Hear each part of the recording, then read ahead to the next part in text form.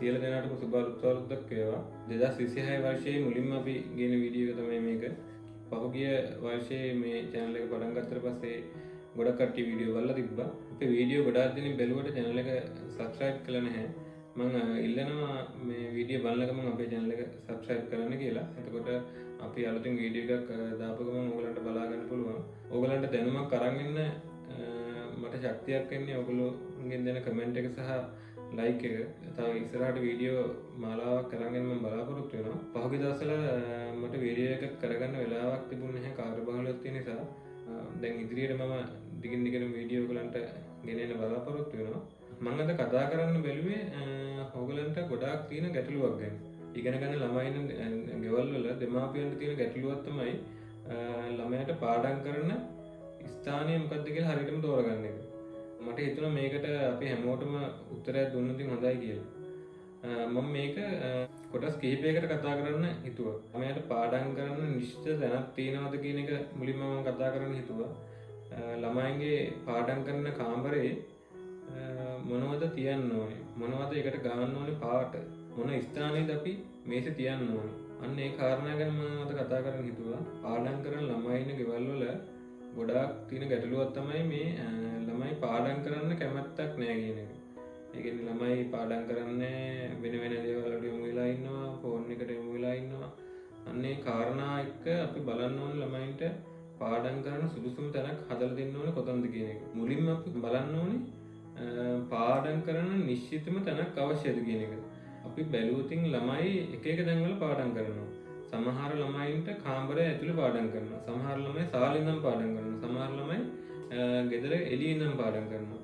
ඒක Tamanට ගැළපෙන ස්ථානයක් ළමයි තෝරගෙන පාඩම් කරනවා නම් අපි ඒකට කරදර කරන්න හොඳ නැහැ. ඒ කියන්නේ මොකද ඒක ඒ ළමයා විසින් අඳුනගත්ත ඒ ළමයට සුදුසුම තැනක් වෙන්න පුළුවන්. ඒ කියන්නේ කොතන ඉඳන් හරි හරියට තමන්ගේ අධ්‍යාපන කටයුතු කරනවා නම් මෙතනට ඇවිල්ලා පාඩම් කරන්න කියලා අපි ඒගොල්ලන්ට කරදර කරන්න හොඳ නැහැ. මොකද ළමයිට ගැළපෙන වපසරියක් ළමයි විසින්ම අඳුනගෙන තියෙනවා නම් ඒක තමයි ඒ ළමයට සුදුසුම තැන. අපි ගෙදරක බැලුවොතින් ඊසාන පැත්ත තමයි ළමයින්ට පාඩම් කරන සුදුසුම පැත්ත. ගෙදර ඊසාන පැත්තේ කාමරයක් තියෙනවා නම් ඒ කාමරයට හිරු එළිය වාතාශ්‍රය හොඳට ලැබෙනවා නම් ඒක තමයි අපිට ළමයින්ට පාඩම් කරන හොඳම තැන. ඒ කාමරේ නිතරම අපි පාඩම් කරනකොට නිරවුල් පරිසරයක් ළමයින්ට හදලා දෙන්න ඕනේ. එතකොට ඒ කාමරේ ලට්ටලට පුරවගෙන ඒ ළමයට මේසයක් ගිහිල්ලා ඒ කාමරේ තිබ්බ කියලා ඒ ළමයට පාඩම් කරන වපසරියක් අපිට හදලා දෙන්න අමාරුයි. වාස්තු විද්‍යානුකූලව නිවසක් ඉදි කරද්දී අපි ගෙදරක ඊසාන පැත්තේ කාමරයක් හදනවා ළමයින් සඳහා. ඒ කාමරයට නිතර හිරු එළිය වාතාශ්‍රය ලැබෙන කාමරයක් වෙන්න ඕනේ. ඒතකොට අපි ඊසාන පැත්තේ කාමරයක් තෝරගත්තා කියලා කියමුකෝ. ඒතකොට ඒ කාමරේ හයිවේ එකට බේස් වෙන කාමරයක් නෑ. ඒකෙන් ප්‍රධාන මාර්ගයකට බේස් වෙන කාමරයක් නෑ. ඇත්තටම මේ කාමරේ ළමයින්ට පාඩම් කරන්න සුදුසු වෙන්නේ නැහැ. මොකද ටයර් ඩස්ට් එක නිතර මේ කාමරේ ඇතුළට එනවා නම්, පාරේ දූවිලි නිතර මේ කාමරේට එනවා නම්, ඒ කාමරේ ඇත්තටම ළමයින්ට පාඩම් කරන්න සුදුසු කාමරයක් නෙමෙයි. එතකොට අපි සැලකිලිමත් වෙන්න ඕනේ. ඊසාන කාමරයක් අපි තිබ්බා කියලා අපි ඒකට ළමයින්ගේ යොමු කරන කලින් ඒකෙන් වෙන යම් බාධා ඇති වෙන ස්ථානයක නම් ඒ කාමරේ තියෙන්නේ ඒක පාඩම් කරන සුදුසු තැනක් නෙමෙයි. මොකද තව ඒ කාමරේට එහා පැත්තෙන් තියෙන ලී මෝලක්. ඒ වගේම තව මොකක් හරි කර්මාන්තශාලාවක් තියෙනවා. ඒ කර්මාන්තශාලාවන්ගේ ශබ්දය සහ වාතාශ්‍රය ළමයින්ට පාඩම් කරන්න සුදුසු නැති වෙන්න පුළුවන්. අපි සැලකිලිමත් වෙන්න ඕනේ. අන්න ඒ වගේ ස්ථානවල පිටලා තිබ්බත් ඊසාන පැත්තේ කාමරවලට ළමයින්ගේ යොමු නොකර ඉන්න එක. අපි ඊසාන පැත්තේ කාමරයක් තෝරගත්තා කියලා කියමුකෝ. ඊට පස්සේ අපි බලන්න ඕනේ මේ කාමරය අපි සැලසුම් කරගන්න ඕනේ කොහොමද කියලා. එතකොට අපි මුලින්ම පාඩම් කරන ළමයින්ට මේසයක් දෙන්න ඕනේ. මේ මේසේ ළමයාට පාඩම් කිරීම සඳහා සුදුසු මේසයක් වෙන්න ඕනේ. එතකොට සුදුසු මේසයක් කියලා කියන්නේ විශාල මේස පාඩම් කිරීම සඳහා අත්‍යවශ්‍ය නැහැ. ළමයාට පොත් ටික තියාගන්න සහ ළමයාගේ උපකරණ ටික තියාගන්න අවශ්‍ය මේසයක් තිබ්බනම් හොඳටම ප්‍රමාණවත්. මොකද කාමරයක මේසයක් ලොකු වෙන තරමට ඒකට අපි ඇතුළත් කරන බඩු ප්‍රමාණය වැඩි. එතකොට ඒ ඇතුළත් කරන බඩු ප්‍රමාණය වැඩි වුණාට පස්සේ ළමයාට සිත එකඟ කරගෙන පාඩම් කිරීමට හැකියාවක් නොවෙන්න පුළුවන්. එතකොට අපි ළමයාට දෙන පුටුව වුණත් අපි බලන්න ඕනේ කැඩිච්ච බින්දිච්ච නැති පුටුවක් දෙන්න ඕනේ. ඊට පස්සේ අපි බලන්න ඕනේ ඒ ගෙදර ඒ කාමරේ වාඩි වෙන තැන යටලීයක් බාල්ගයක් තියෙන්න බෑ. ළමයාට ඒවෙන් බාධා වෙන්න පුළුවන්. එතකොට අපි හොමනත් යටලී භාගයට අපි නිදාගන්නෙත් නැහැ කියලා මම කලින් වීඩියෝ වල සඳහන් කරලා තියෙනවා. ඒ වගේම පාඩම් කිරීම සඳහාත් ඒක වළංගු වෙනවා. මොකද අපි දීර්ඝ වෙලාවක් අපි පුටුව මත වාඩි වෙලා ඉන්නවා. ඒකට උඩින් යටලියක් භාගයක් තියෙනවා නම් ඒක සුදුසු වෙන්නේ පාඩම් කරන ළමයින්ට. එතකොට අපි බලන්න ඕනේ මේසේ ගිහිල්ලා අපි කොතනද තියන්නේ කියලා. ඒක ජනේලයක් ඉස්සරහෙන් අපි ගිහිල්ලා පේස් කරගත්තොත් එහෙම එළිය ලැබෙනවා තමයි. ඒ වුණාට ළමයාට පාඩම් කිරීමේදී මානස ඒකාග්‍ර කරගන්න ඒක බාධාවක් වෙන්න පුළුවන්. මොකද ජනේලයෙන් එහා පැත්තේ දේවල් ළමයාට පේනකොට ළමයාට ඒක බාධාවක් වෙන්න පුළුවන්. වඩාත්ම හොඳයි අපි බිත්තියක් ගාව ඒ මේසෙ තියනවා. මොකද ඒතකොට ළමයින්ට කාලසටහනක් ගහගන්න, ළමයාගේ පාඩම් කරන එකේ මොකක් හරි ෂෙඩියුල් එකක් තියෙනවා ඒක ගහගන්න. ඒ බිත්තිය අපිට ප්‍රයෝජනයට ගන්න පුළුවන්. මොකද එතකොට අපි එතන ඒ මේසෙට ඒ ළමයා ફોකස් කරලා තියාගන්න ඒක ලොකු ශක්තියක් වෙනවා. අපි මේසෙ ගිහිල්ලා ප්ලේස් කරන්න ඕනේ ළමයින්ට උතුර නැගෙනහිර අතර බලාගෙන පාඩම් කරන්න පුළුවන් වෙන්නේ. විශේෂත්වයේ පාත් එක අපි උතුරු ඊසානයෙන් යනවා කියලා සලකනවා. එතකොට ඒ හා සමග සම්බන්ධ වෙලා ළමයින්ට පාඩම් කරන දේවල් උකහා ගන්න පුළුවන් වෙන්නේ අන්නේ දිශාව අපි තෝරගෙන පාඩම් කරමින් තමයි. ඒ වගේම අපි බලමු පාඩම් කරන කාමරයක් සඳහා සුදුසු වර්ණ මොනවද කියලා. ඇත්තටම ලා වර්ණ තමයි අපි පාවිච්චි කරන්න ඕනේ අපේ පාඩම් කරන කාමරවලට.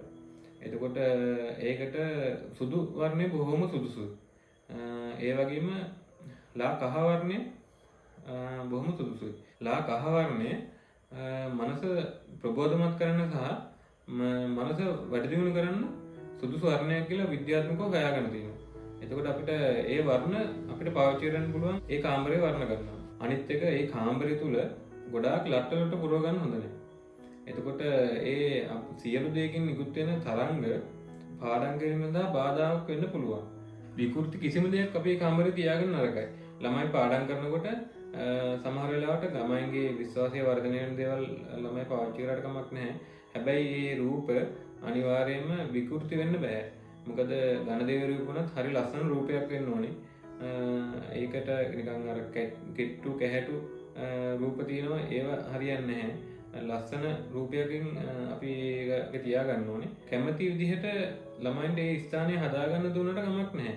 මොකද අපි ඒකට බලපෑමක් කරන්න යන්න නරකයි. මොකද ළමයා පාඩම් කරන්න ළමයාට අවශ්‍ය වපසරිය හදාගන්නවා. ඒ හදාගත්තට පස්සේ අපි ඒකට මේක හොඳ නැහැ මේක කරන්න ඕනේ ඔයා මේකම කරන්න ඕනේ ඔයා කියලා එහෙම ඒ ළමයින්ට කරදර කරන්න යන්න හොඳ නැහැ. මොකද ළමයින්ට අවශ්‍ය පරිසරය මොකද පාඩම් කරන්න එයා. ඒතකොට ඒ අවශ්‍ය පරිසරය එයා විසින්ම නිර්මාණය කරගත යුතුයි. ළමයින්ගෙන් පාඩම් කරන කාමරවලට EMF එක වැඩි කිසි දෙයක් තියන්න හොඳ නැහැ.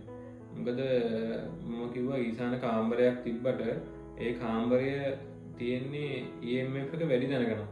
ඒ කියන්නේ අපි හිතමු හයිටේෂන් ලයින් එකක් යන තැනක නම් ඒක තියෙන්නේ. ඒක සුදුසු වෙන්නේ නැහැ. ඒ වගේම ට්‍රාන්ස්ෆෝමරයක් ගාවන අපි පොඩ්ඩක් සැලකිලිමත් වෙන්න ඕනේ EMF එක අඩු තැනක ළමයින්ට පාඩම් කරන්න දෙන්න. මොකද දැනට අපි භාවිතා කරන වාහනවල පවා EMF එක වැඩි. එතන ඉලෙක්ට්‍රික් වෙහිකල් එකක් ගාල් කරනවා නම් ඒක EMF එක වැඩි. ඒතර ඒක ළමයින්ට බාධාවක් වෙන්න පුළුවන්. ඒ විශේෂයෙන් සැලකිලිමත් වෙන්න ඕනේ ඒක. ඕගොල්ලෝ නොසිතන කාරණාවක් තමයි දොර රෙදි, ජනල් රෙදි කියලා කියන්නේ. ඒ කාමරයට භාවිතා කරන දොර රෙදි, ජනල් රෙදි හරිම සරල වෙන්න ඕනේ. ඒ කියන්නේ ලා පාටකින් යුක්ත වෙන්න ඕනේ. එතකොට දැක්කහම පස්සේ විකෘති බවක් හැඟෙන්න බෑ. ඒ කියන්නේ ළමයින්ට දැක්කහම පස්සේ නිවෙන ස්වරූපයකින් තියෙන රෙදි අපි පාවිච්චි කරන්න ඕනේ දොර රෙදි සඳහා. මේස රෙදි ගැන විශේෂයෙන්ම සැලකිලිමත් වෙන්න ඕනේ. මොකද ළමයා මේස උඩින් නම් තමයි පාඩම් කරන්නේ. එතකොට ඒ පාඩම් කරන ස්ථානය නිතරම අපිට දර්ශනය වෙන්නේ මේස රෙද්ද. එතකොට අපි ඒ පිළිබඳව සැලකිලිමත් වෙන්න ඕනේ. ඒක සුදු පාටින් හරි ලා පාටකින් විත් මේස රෙද්දක් වෙනවා නම් තමයි හොඳම. එතකොට ඒකේ විකෘති රූප තියෙනවද? හැඩ තියෙනවද? අන්න එහෙමනම් ඒක ළමයින්ට ඒක මනසට හානිකාරී වෙන්න පුළුවන්. එතකොට මනසේ ඒකාග්‍රතාවය රැඳෙන්නේ නැති වෙන්න පුළුවන් අන්න ඒ දේවල් වලින්. අපි නොසිතන දේවල් වලින් ළමයින්ගේ පාඩම් කිරීමට වාද වෙන්න පුළුවන්. කාමරේ ස්පේස් එක කියන එක වැදගත්ම දෙයක්. ඒ කාමරේ නිකන් හුණ්ඩුවක් වගේ දැනක ළමයට මේසයක් දාලා පාඩම් කරන්න දෙනවා නම් ඒක ඇත්තටම කියනවා නම් ඒ වාතාශ්‍රය මදි ළමයට පාඩම් කරන්න. මොකද ඒ කාමරය ඇතුළට හොඳ ප්‍රෙෂර් එකක් එන්න ඕනේ. හොඳ ආලෝකයක් වාතාශ්‍රය ලැබෙන්න ඕනේ. එතකොට ළමයට මේ දීර්ඝ වේලාවක් එතන රැඳෙන්න පුළුවන් වෙන්නේ අන්න ඒ වාතාවරණය ළමයට හදලා දුන්න දෙයින් තමයි. එතකොට අපි දැනගන්න ඕනේ ඒ කාමරේ අනිවාර්යෙන් හොඳ ස්පේස් එකක් තියෙන්න ඕනේ. සමහර ගෙවල් වල අපි බැලුවොතින් එහෙම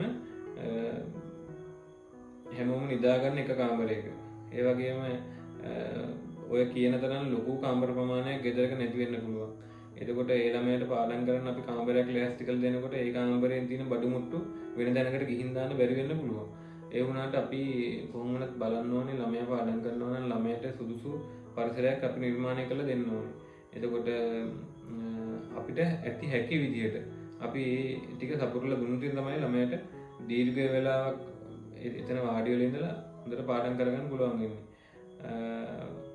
ඒ කියන්නේ මම කිව්ව කාරණා වලින් යම් තාක් දුරකට ඔය සපුර ගන්න පුළුවන් නම් අපිට ඒ ළමයට පාඩම් කරන කාමරේ ලස්සනට නිර්මාණය කරලා දෙන්න පුළුවන්. මම ඔය කියන කාරණා සියල්ලම අපිට ගොනු කරගන්න බැරි වෙන්න පුළුවන් ගෙදරක.